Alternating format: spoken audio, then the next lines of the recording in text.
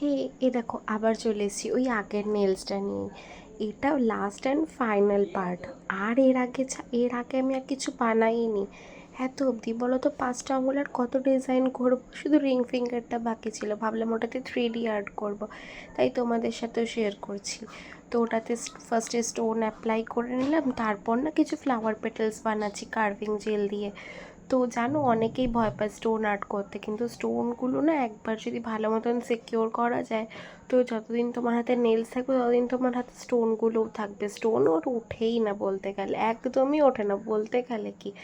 তো এটাকে ভালো মতন ড্রাই করে নিয়ে, তো টপ কোট লাগালেই আমার কাজ শেষ। তো টপ কোটগুলো যখন লাগাবো না, একেবারে পুরো 3D আর্টের উপরে আর স্টোনের উপরেও অ্যাপ্লাই করবো, যাতে ওগুলোও বেশ ভালো মতন গ্লেজ দেয়। তো তারপর বাস টপ কোট তো লাগানো হয়ে গেল, তারপর কিউটিক্যাল অয়েল লাগিয়ে নিতে হয় ভালো। এত ঘষা মাজা করলাম, লাগাতে তো হবেই। বলো তো কাজটা কেমন হয়েছে? আমার তো বেশ ভালোই লেগেছে। আজকের জন্য এতটাই, চলো tata, bye bye, God bless you.